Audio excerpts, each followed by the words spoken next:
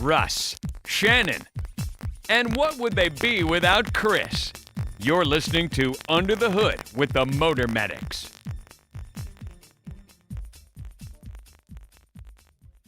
Eight 866-594-4150. That's the number to reach us here at the Under the Hood Show. Let's go to Minnesota and talk to Paul. You're on the Under the Hood Show. Paul, what can we do for you?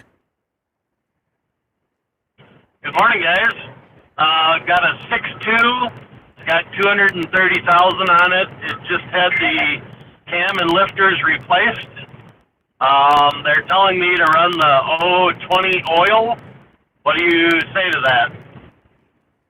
Yeah, I think that's still fine. But on the 6.2s, for my own stuff that's got high pressure stuff going on like that, I just feel more comfortable running an additive in that oil.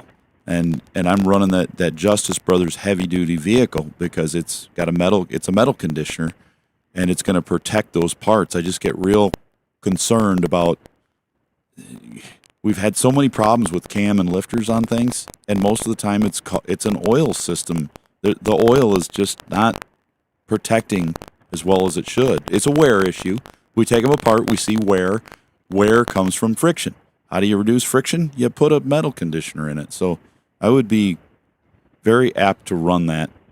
But I tell customers when we redo things, when we put new engines in, I would run it once it's broken in. You want to make sure everything wears in properly first, like your piston rings and things. But yours is already broken in. Well, he's got new cam and lifters. Yeah, you don't want to wear those. You don't wear it going on. I would put a metal conditioner in there. And the as far as the oil goes, that's where we switched my truck to that oil.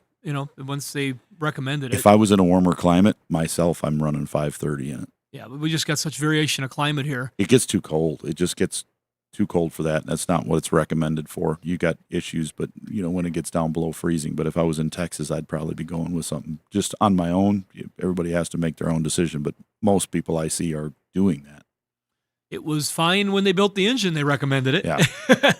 Yeah. And this wear problem that we're talking about in the industry, there's many brands that have had problems with wear on cams and lifters. And even in the aftermarket, when you start reading about it, there was an era there where super high pressure point. Yeah, and they were having problems with cam and lifters. So there was a degradation of metal issue in the industry. Oh yeah. Post-COVID, and then oil's changing. It was a bad formula.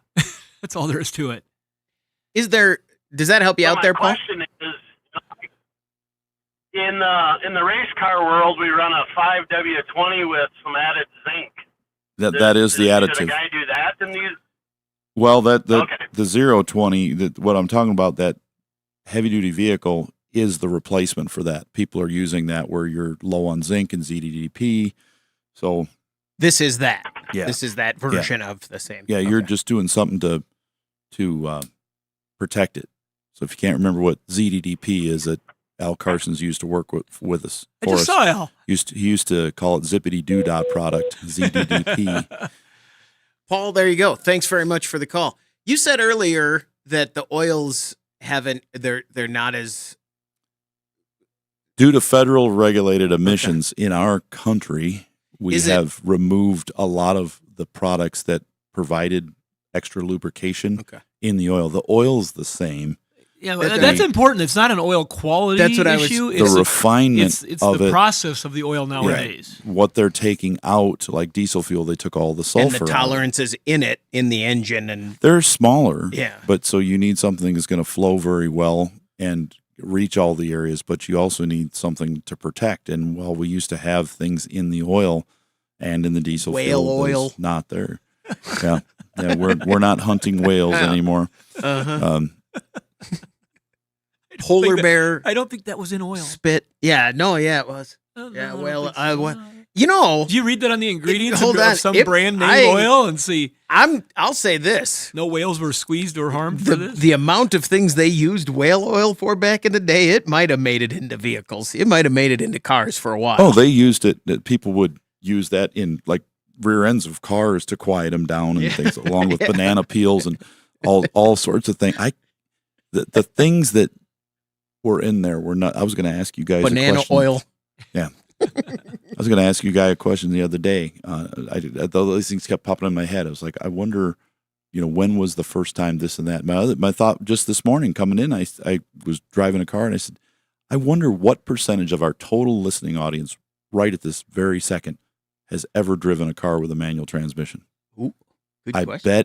I bet compared to even just 15 years ago, it's half of that. Probably, yeah. I bet money it's under 20% of all our listeners. You got to get that filter that I have. I just text you guys all those questions. Every single question that pops into my head. I'm sure if you guys get the group text. I'm sure if we put it into AI, there'd be an answer. Probably. With confidence. Yes, for sure. On the Under the Hood show, how many of their listeners have never? Isn't that just crazy? Probably, yeah. There'd be an answer, and somebody would believe it. Uh-huh. There's no testing done on this. This is.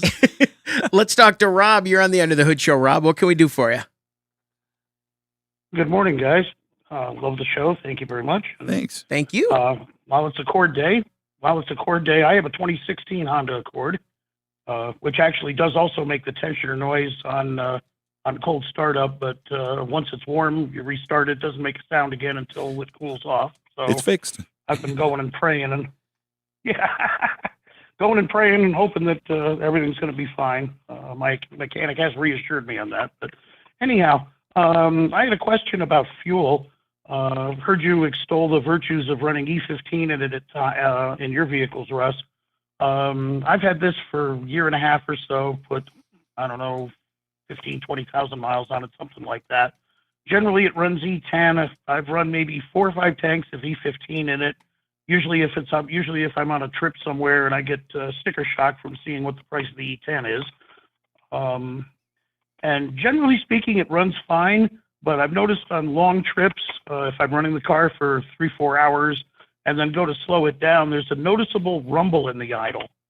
Not severe or anything, but just because it's my car, it's a little bit annoying. If you shut the car off again, run it or whatever, running around town, it's fine again. Just curious if that's something I should worry about. Would you run your car if it did that as well? It's just got a difference in the fuel trims a little bit, so it's seeing that. Then cars will run differently depending on what kind of fuel you put in and depending on what the fuel trim is at the moment. It's not enough to set a check engine light or really alert anybody, but they can feel slightly different with different fuels in there. You can have a car that you run premium, runs different than running E15, which runs different than E10, which runs different than 87 octane, regular, no ethanol. They all run a little bit different depending on what you put in it, just like people. It's like, I've had a hard day and feel a little run down. I've been eating sugar all day. Oh, I'm eating, clean, good food. I feel a little better. Are you still operating? Yeah. At your peak? No, not quite, but fair. I bet you'll find if you were to measure your fuel mileage on a very long trip and ran one kind of fuel over 300 miles to your next fill up, then you filled up again and you're still on that same Midwest flat ground, you'd see a little difference in fuel economy between those two if you're feeling it in your seat when you're stopped. But to answer the question that you are probably asking, if the car is adjusting to it to the point that you're not turning on a check engine light because it's running out of its zone of ability to accommodate the fuel, it's not going to hurt anything. Okay. Because that sounds good. No, I had just wondered. I had done this. Let's say it's only 3 or 4 tanks. It's been extraordinarily consistent. It does it every time. But we say if I fill it and then just run it around town or whatever, I don't notice the thing. It runs nice and smoothly. So I didn't know if there was. I believe you're going to continue to see increasing blends in the standard fuel of ethanol going forward. I believe that world events will continue to move the needle. I'll almost bet that in the next 12 months, you will see a push towards using some E20 in things. Yeah, because the blends are going to make a big difference in what's in the fuels out there. They've already got an emergency waiver out there to allow E15 year-round. That was something that was never that way before. They're trying to get that permanently put into law. And you've been if you're in certain states and you're pulling up to the pump and getting E88 or putting 88 octane in there in Minnesota, you're already putting E15 in. Anywhere Yeah. that says 88 on a pump, You're that's already- code name for E15. And so, it's people are using it like crazy. It's not going to hurt anything. Okay, sounds good. I appreciate the info, guys. Thank you very much. You bet, Rob. Thanks very much for the call. 866-594-4150. That's the number to reach us here. We are going to take a break real quick. I looked it up. You want to take a guess on the year that whale oil stopped being a common ingredient in transmission fluid? Ooh, I'm What going to say year? it's probably later than we think. I think it's 1971. 1994. 71. 72. Oh, I was going- Dexron had whale oil. Dexron A and B from So GM they had it in whale oil. 71 and not in 2. No, whenever 72 is when it was My guess was phased out. because of when they did the emissions on cars. It was the Endangered Species Act. And it Was led it? to when they took the whale oil out, it led to a rash of transmission failures in the 70s. And Justice Brothers was born. 1972 when we stopped using whale oil. I feel bad about my guess. Oh my gosh, I was right. For over 50 years. There you go. 866-594-4150. You're listening to the Under the Hood Show. You decide if they know what they're talking about. This is Under the Hood. 866-594-4150. That's the number to reach us here at the Under the Hood Show. Don't forget, if you miss an episode, you can always find it wherever you get your podcasts, and you can watch the show on our YouTube channel and our Facebook page. If you subscribe to the YouTube channel and join the Hoodie Fan Club at underthehoodshow.com, you could win a hoodie. Like Daryl Runyon, congratulations from our friends over at Berkeley One Classics. They're celebrating over 50 years of collector car coverage. That's almost as long as whale oil has not been used in cars. We're going to call this the whale oil episode. It's Yep. pretty close. Led to some interesting conversations on the break. Sure has. Yes, it has. 866-594-4150. Let's talk to Rich. You're on the Under the Hood Show. Rich, what can we do for you? Yeah, I got a 429 gas 700. Excuse my voice, I'm kind of hoarse. Truck, and it is losing a little bit of antifreeze, but it runs great. And I was just wondering what we could do with it. I wonder when it's going to shell out. Don't Casey. just seal it. I was sorry. I screwed that People up. Yeah, I knew where you're going. I knew where you're going. Don't just seal it. K-seal K-seal it. Yeah. Go buy yourself some K-seal. K-Seal Ultimate. Right. For that K-Seal size of a Ultimate. system. For that one, you put it in there, or the HD and the larger system like that. You can pick it up at our partner at Advance Auto Parts. They sell it there. You pour it in the radiator. You make sure the radiator's full. You just drive it, and it should seal it up. If it's that small of a leak, where it's just using like a cup every few days or something really small, that's what it's designed to do, is seal those type of systems up. And you probably have a head with some porosity in it, which is common on those engines. Probably not a head gasket, but the screen door effect on your head, and that'll seal up with this. That's what the product's made for, and it's made to be a permanent one-step pour-in solution. I have a question for Rich. What's the usage of this F700? Dump truck.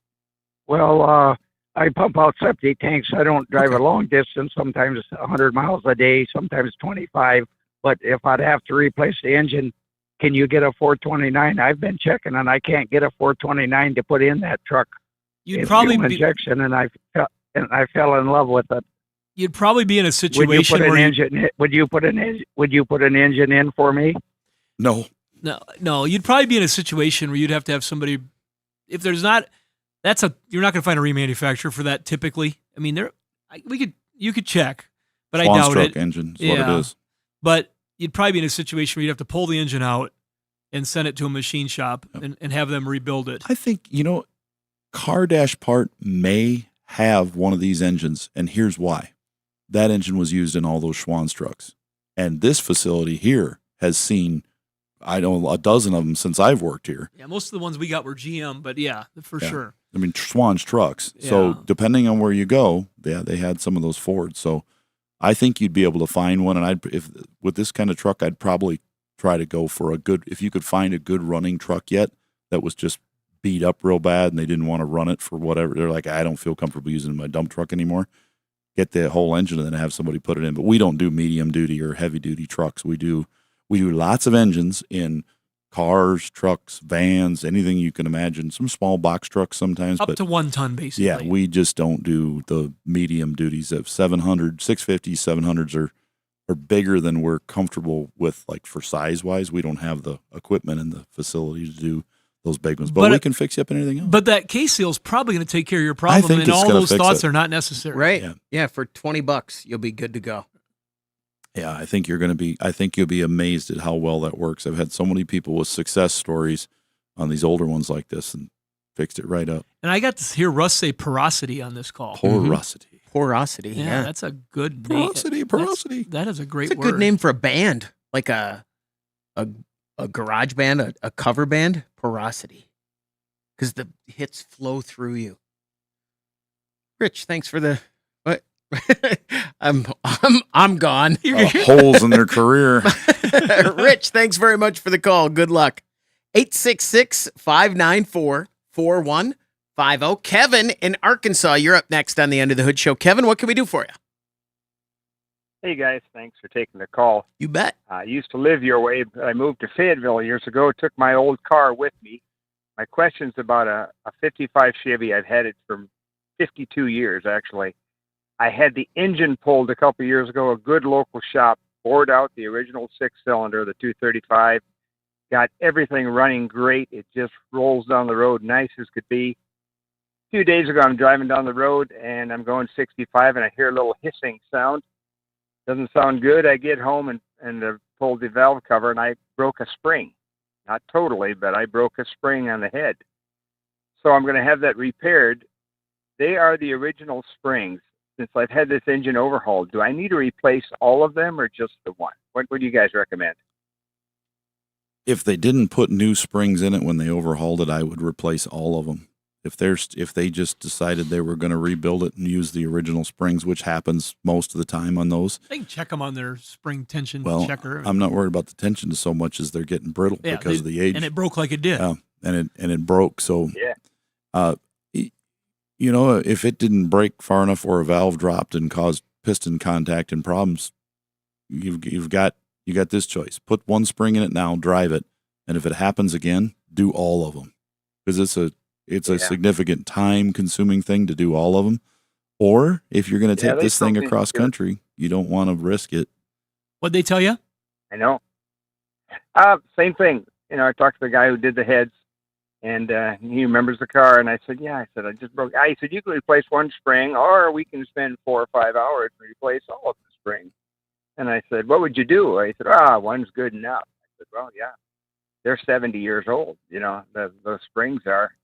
And I didn't know if I should be nervous. I figured Russ would tell me to replace them all. Yeah. Kind of what I guessed he'd say. You can do them yourself at home with a cheap spring compressor. It's like $20, maybe $14 to $20, and a little air compressor. You get like one of those little can air compressors that most people have for filling up tires or whatever. And then you get the little adapter. You turn the engine till both the valves are closed on the cylinder you're working on. You hook the air compressor to that cylinder in the spark plug hole, put some air pressure in, and then with the valve cover off, you just take this compressor and it hooks under the rocker arm bolt, push down, take the clips off, lift it up. You lift the spring and retainer and everything right off the top, put the new spring on. You're going to put on the intake valves, you're going to slide a new umbrella seal over. You just pop it on for oil usage, and then put the spring on, push it down, make sure that thing's retainer's on good. You get a little rubber mallet, give it a couple little light taps there to make sure it's seated well, and you move on to the next cylinder. You do it yourself at home like that. I bet it'd take you maybe 2 to 3 hours to do it yourself at home and save so much money. Kevin, hold on a second. Don't go anywhere. First, I want to ask you, did you follow all that? Yep. Did you? Okay. All right. Yeah. Chris is like, I'm going to try that. Yeah. On my Honda. And now, Kevin, we're going to come back to you in a second. We got a Berkeley One Classic on our hands. For sure. For sure. Got to guess the color. I'll go first. Okay. I'm going to guess. This without getting too far into is it the original? I'm going to just guess blue is in the line. All right, and this is a 6-cylinder car, so more than likely basic colors. I'm going to say that this car is white. Okay. Red, white, and blue. There we go. Kevin, what color is the car? Russ got it. It's red. It's red with the white Bel Air paint job. So it's got the white back back and the red front. And the original color was black with a white top, and I had it repainted with the Bel Air paint job years ago. So Russ nailed it. There you go. Right. Doug went with yellow. By the way, the two-tone with the white, that's what everybody wants. I mean, when you said that made everybody happy. We only had, growing up, we had people with fast cars and things like that. And, we're talking in the 80s. So these cars were not that old in the 80s, really. I mean, compared to today, it would be like driving a 2000, right? We only had one guy that drove an old Tri-5 like that. He had a 56 Chevy, Steven Selman. Man, that thing was fast. A red and white, manual trans. It would go straight. Wouldn't turn a corner, but boy, she'd go straight. But I remembered that growing up and how cool that was. And only because of that car did I think that those Tri-5 Chevys were cool at my age now that I've gotten older. If I hadn't experienced that one, I'd be like, they don't interest me that much. That one didn't have a 235 6-cylinder in it. It did not. That had a big block in it. Kevin, thanks very much for the call. We're going to take a break. When we come back, we want to hear from you. 866-594-4150. You're listening to the Under the Hood Show.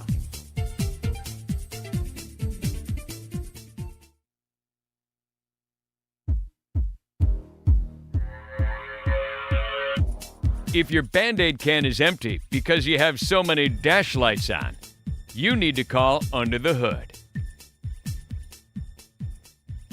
866-594-4150. That's the number to reach us here at the Under the Hood Show. Kevin should call us back. We want to talk to him one more time about his car. Yeah, just real quick. 866-594-4150. Let's talk to Mike. You're on the Under the Hood Show. Mike, what can we do for you? Hey, thanks, guys, for taking the call. I'm in Sioux Falls. I have a Dodge Dakota 2000, and I've been having some issues to where when I drove it, it would just shut off and dead stick. You couldn't really steer it, and you had to stop it, and then it wouldn't restart. I've had a shop replace the engine control module, so it was a reman. That didn't fix the issue.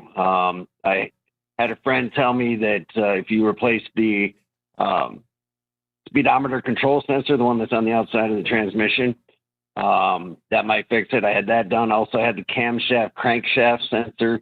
That one's outside of the transmission too, replaced too, but nothing seems to fix this thing. And randomly, you can't start it, but sometimes it will start. And if you do start it, it will drive for a while, but you never know when, it's going to not start again. So I was wondering if you guys had some ideas what I can do to get this thing to just work all the time. So how often will this happen? Well, it's intermittent. It doesn't do it every single time. That's part of the problem. Understand. That's a big challenge anytime on a repair like this, but would you say it's happening once a week, once a month? What's your best estimate? Probably a few times a month. I mean, right now I don't drive it because I'm not sure. The other day I tried to start it, wouldn't start, so I left it for a day. I went back and it turned right over. So then I moved it a little bit because I don't have a garage right now, so I have to move vehicles around because I don't want to get a ticket and have it towed, So. Turned right over. Are you saying it doesn't turn over when it doesn't start, or it doesn't fire up and run? No, I mean, it started. It fired right up. Yeah. So when it doesn't start. When it doesn't start. Is it whirling the engine when it doesn't start? Is it whirling the engine when it doesn't start, or is it just dead? You can hear it trying to start. It just doesn't turn over the whole way, I guess. Russ, try asking the question a different way. When you What turn noise the key, does it does make? it go do, not start, or does it just go click? Yeah. Okay, It does now we're that, cooking yeah. with You know what? real, This is good though, because Yeah. we'll ask a number of people, does it crank, and they don't connect with what we're well, saying. they're different things. Yeah, Yeah. Right. yeah. And click like versus. Right. Boy, You just only wanted a- to make that noise. only a few times a month. This could be anything. It's going to be impossible for a shop to find because one, it's got to do it when they see it, and two, it has to do it multiple times when they see it, like not just once. So if you brought it into me, and I walked out and I turned the key and it started, and I went, oh, I turned it off again, and I crank it again and it doesn't start now. Oh, I'm going to shut it off. Well, what am I going to check? Well, let's hook up our equipment and turn the key again. Oh, it started up. Yeah. That was a waste. I can't find anything. I've got to see it. You know, if you said, well, it'll do it. Right. No, It'll do it every I third get time that. I I've had crank to it. stop. So when it doesn't, so to find these things, what we have to do, if it was our own vehicle, I have to have a scanner connected to it while it's not starting, a fuel pressure gauge connected to it while it's not starting, and I'm cranking it and I'm looking for what I'm missing. Do I have an RPM signal coming into the computer or not? I mean, if I don't, then I need to test that sensor at the computer and not at the engine end and see, is it doing what it's supposed to? If it's not, then it's either the wire or the sensor. If it is, but the computer says it's not reading it, I've got a bad computer. And if I check my power and ground at the computer first, and these Dakotas are not known for a crank no start issue. It's not something that is common. There are a few vehicles, some of the GMs have a problem with the ignition relay, and we just know that occasionally they fail, and we can dig into the history codes, and we can find that there was an ignition relay code. And if I see that, sometimes when I'm just looking at a vehicle, some of our fleet vehicles we work on, and I'm scanning, I look at them when we're doing oil changes and I scan codes. And if I see a history ignition relay code in there, I put one in it. It's cheap. It runs them about $40 for everything. I just put it in now because it's going to leave them stranded at some point. That's something we know. It's a known thing. There's no known issues with the Dakotas for them doing this type of thing. With the parts you've already replaced and the money you've already spent, the techs were leaning towards a crank signal issue. It Yeah. sounds like. Yeah. And so with that in mind, if all those parts have been replaced, it's hard because you've spent a good amount of money. They got to probably start looking at wiring and powers and grounds a little bit closer and see if there's anything in that harness that looks distressed, or is it a pinch point?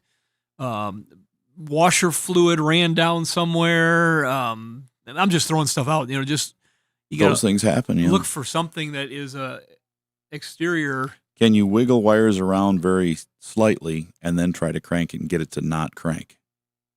Or can you? Oh, no, I haven't tried that. Yeah, with it running and you get the hood open, just gently move wires. Don't pry them. Don't move them more than a quarter inch, but just put one finger on it and give them a little push all the way from one end of the harness to the other and try, and you might go, oh, hey, it stalled right here.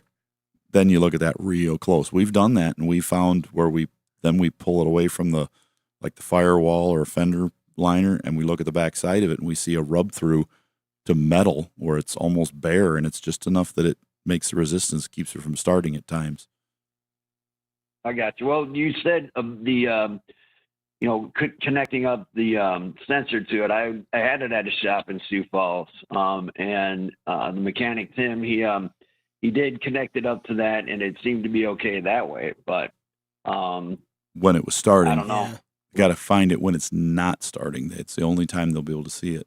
Mike, thanks very much for the call. Good luck. Even if this were your vehicle, I've had this. Right. And once every 2 months, it doesn't start. It. I was just going to say, even you with the scanner equipment and all of your know-how, you mostly are just going to drive something else, right? I mean, you're just not going to want to deal with it until you can. I drove a vehicle for 4 years with a scanner with me, and I probably put, 6,000 miles on in that 4 years to catch this. and it acted up 24 times, maybe more, Mhm. but only like maybe every month or so, just once. Oh, there it is, and I Okay. didn't see it. And then Right. finally, Right. one time it did it for about 5 seconds in a row, and I was like, whoa, whoa, whoa, whoa, and I looked, and I said, There it is. there's my problem. So then I went to what can cause that issue, and one by one, I eliminated about 5 things until I got to the one. That's bad. I could actually go to it and duplicate this problem. I went, that's my problem, and I fixed it. So and it's been good since. That's how hard it is to chase It's down. very hard. Now, what would I have charged somebody to do that? If they were a regular Here's customer, your bill for 4 years worth of Yeah. labor. maybe $50,000, $80,000. I mean, it's really, if you added up all the time you have invested plus the fuel to drive their car and everything. And some people don't realize that too. You bring your car to a shop, if they have to spend 3 hours driving your car and diagnosing it, and it's low on fuel and they have to put it in, they're going to charge you for the fuel too, whatever the pump says, but still, Right. I mean, you've got to, all those things come into play. They're all expenses that have to be met in order to cover it. Luckily, that doesn't happen too often, but I can't tell you how many cars, Chris, they come into our shop and they're empty. Like I put an engine in and I can't even take it on a test drive because Yeah. it says low fuel, we're on E, you can't drive it. It's nutty. I can believe that. Yeah. Because you just got, in your mind, you just got to get it to the shop and then they'll take care of whatever. 866-594-4150. How is the Dakota not back? How are we? It's coming. I know, but how are we this far in? We're 5 years into the Maverick? The mid-size truck stuff is coming. I mean, Hyundai is working on a mid-size truck to bring into the market. It's coming. It was named after our state, right? Is that where that name come from? Yeah, sure. Where else would it come from? One of the two. And I would imagine it was probably a Dakota. What was that? Was that an Indian name at some point? Dakota Indians? Yeah, sure. I don't know this because Still I'm is. not from here. Yeah. Okay, so Yeah. they're all like Pontiac was Pontiac Indians Mm-hmm. of Michigan. Yeah. But Dakota, I never until this very moment, I didn't think, well, wait a second. Never paused long enough to consider I know that one. Denali, the GM, is named after Alaska. The mountain. Yeah, Yep. so They want them to sound rugged. Yeah. What I just saw I saw the Hyundai SUV. They've got a new, what's that thing called? They have a rugged name for it. It's a pickup and SUV. Oh man. The Palisade? No, it's not. Something different than that. It's brand new. Brand new.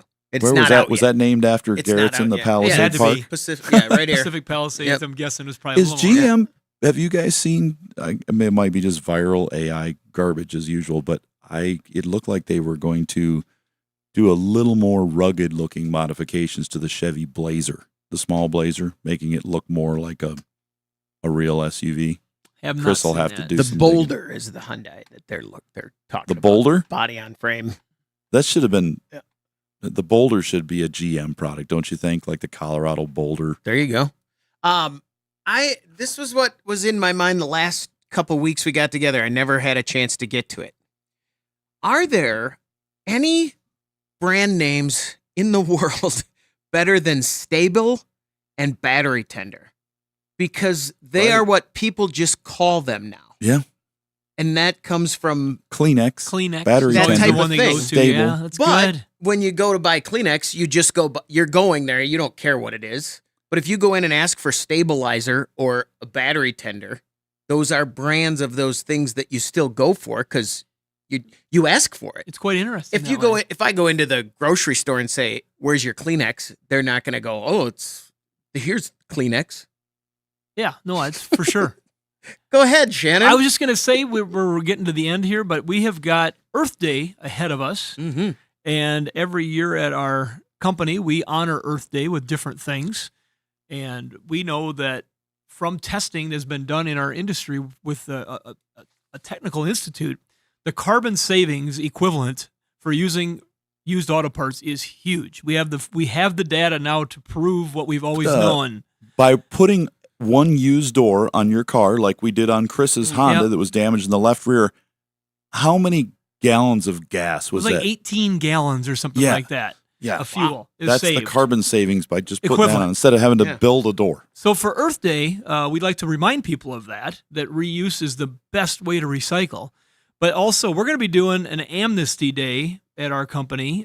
You got to come to the 2.0 or the self-service, and we'll take your consumer quantities of automotive items that you might have sitting around. Okay. So if you got a couple tires sitting there, we'll take them. We don't want a truckload. We're going to turn you away. This is Right. just to help people who got a few things sitting around. If you got some oil, you got some antifreeze, a car battery, maybe some bent fender you took off at one time and I it's got still one. sitting there. We've got some receptacles we'll have in our parking lots. You can bring that stuff out on Earth Day, Wednesday the 22nd only. One day, we're going to take from you the things that we recycle every day. And so that's coming up on Earth Day. We got some other special events going on. Check out our Facebook pages. We'll have stuff posted. But we're very excited to honor Earth Day in a way that is very important to us. It's the Under the Hood Show. Thanks for listening.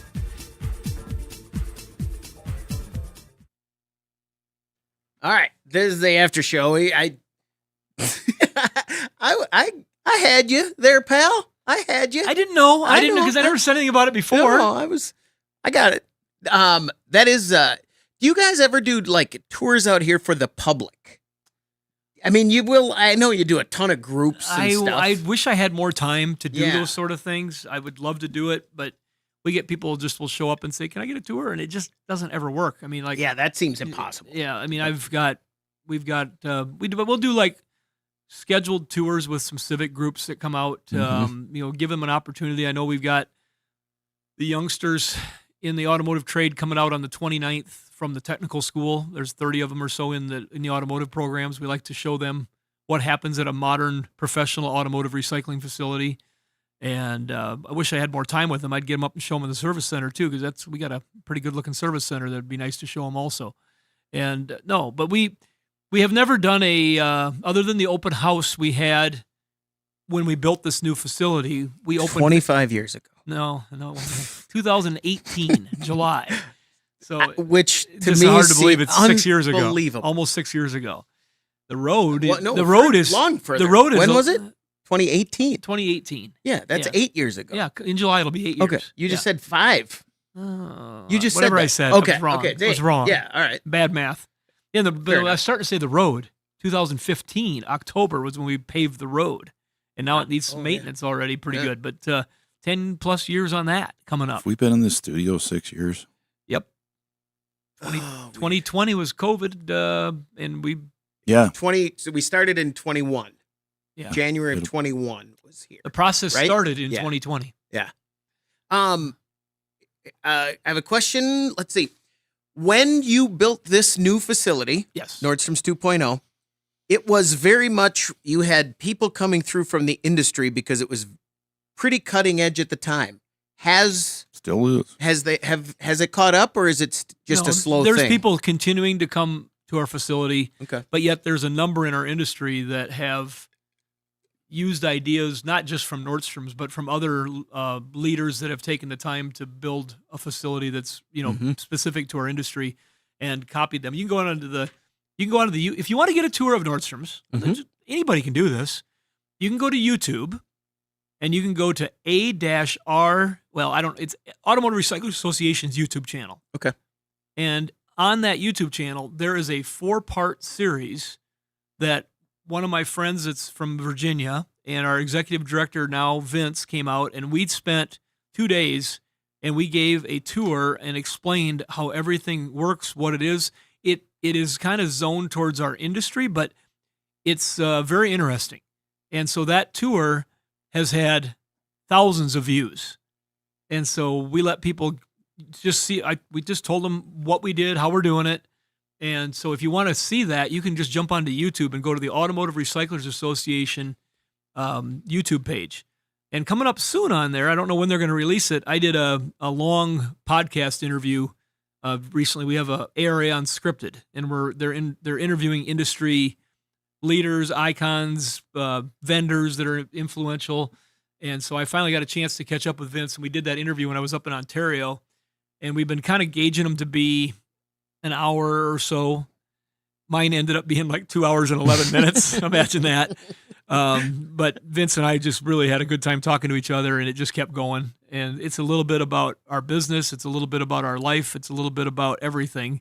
I know you guys are mentioned in there at the radio show, and that'll be, I don't know when they're going to release that. It'll be coming out soon. But there's other podcasts on there that are really interesting, and we put them up on the YouTube channel also, and plus any podcast site. But no, if you want to get a tour, that's a great way to do it. And so to answer the question, I'm going in May for the URG conference, which is the United Recyclers Group, and we're going to be presenting there. But as my duties as the area president, I'm going to be meeting a busload of people that are international members and such that are going to be touring facilities in the Denver area prior to this convention.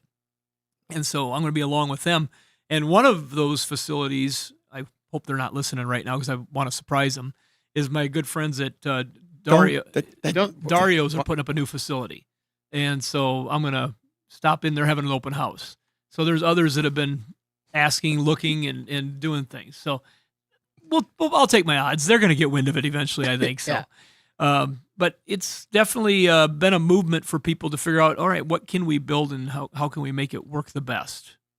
And to be fair, it was a huge project, so it's not something people are undertaking. You wouldn't do it on a whim. No, and what we did here, I mean, I was just talking to one of our employees that's involved in a church, and they had a church project that was pre-COVID. The congregation couldn't get together to figure out what to do. And pre-COVID, it was a $4 million project or so. And now they're working to approve it, and I think they're getting it done. But post-COVID, it's a $10 million project. Yeah. And it's basically the same project. And they've scaled back some stuff on it, too. So timing-wise, I will sit here and tell you guys right now that I could not build this today. It wouldn't be in the cards. Right. Yeah. Between the combination of interest rates and the raw cost of doing things, this would probably not happen. Yeah. It'd be like all the people that can't buy a house now. Yep. Because they're people in their mid 40s or when they're buying their first house. They just couldn't do it. And you certainly wouldn't be able to build to let the project grow as your choices grew back then, right? I wouldn't have just for the heck of it built in a soundproof room for a future radio studio. Exactly. Yeah, that's what I was. Yeah. Just as an example, that was extra money that we spent at the time. Right. If you were scaling back, you'd say, okay, what's got to go? That's for sure. I mean, you have to make those decisions. But get a nice little trailer in the parking lot. I'm so glad that we did, though. Yeah. And thank you, God, the timing was right. That's just what it was. So. All right. Anything else you got? You got anything super important over there? No. You had asked before about Tennessee. I'll just tell you that we were going to a wedding, and we went looking for a place to stay close to the wedding because it was in rural Tennessee, Georgetown, Tennessee. And what pops up but tree houses. I didn't realize this was a thing. And I'm guessing they're in East Texas. I bet you they got them.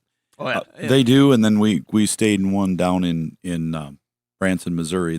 You're talking about they call it glamping or whatever, but it's not real rough, but this was like a tiny home suspended in. So we saw tree houses. And they're like, that sounds interesting.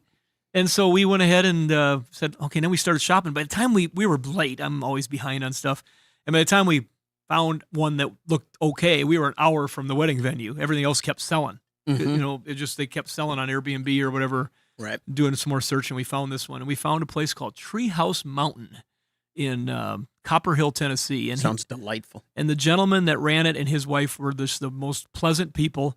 And he is retired. Tom is his name. And he is retired from harvesting from local fishers fresh trout in the hills of Huntsville, Alabama area. Fishery. And he would bring it and deliver it himself to the restaurants in Atlanta. And he did that for 20 plus years. Huh. And he knew all the restaurants. He knew all the heads of house in the back. And he retired from that. And they found this place that they would build these tree houses. The idea came up in the mountains of around that area. And so just in talking to him, it was interesting. I said, so you build these yourself? And he goes, no. And I think he said the name of the company was like Treehouse Masters now out of North Carolina. They do a TV show. And they built the tree houses for him. And so the one we were in was called Rubicon, and it is suspended truly it's in 3 trees. I saw some online that they called it a tree house and they had a tree sticking through the deck. Right. That's not a tree house.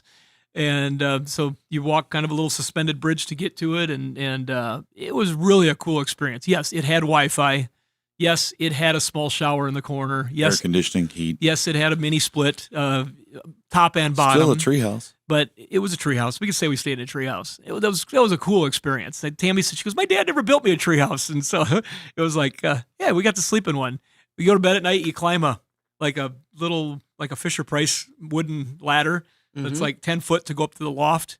In the morning, the sun's coming baking down in on you when the sun comes up, and it was a cool experience. Could you comfortably poop in there? Oh, very well. Okay. Yes, because that's really everybody. We both dropped some big logs in there. Yeah. We were in the forest. It was all good. You asked. Yeah, You should know not to go there with me. It wasn't you that I'm thinking about now that is going to be mad. Well, Tammy, she's probably still listening right now. Yeah. She's proud of it, I think. Yeah, all right. Did I go too far? That remains to be seen, I guess. We went to Tennessee. My mom and dad always told us growing up. They said, we'd meet somebody and we don't. I'm sorry. They'd always say, don't get starstruck. My mom would always say they poop and put on their pants just like you do. We pooped in the treehouse. Both of us. Hey, don't let that couple back. They didn't know the bathroom was down the next tree. They just pooped in the treehouse and left, went back to South Dakota. Treehouse is better than the warehouse. There you go. Hey, that'll do it for the Under the Hood show. Maybe all time.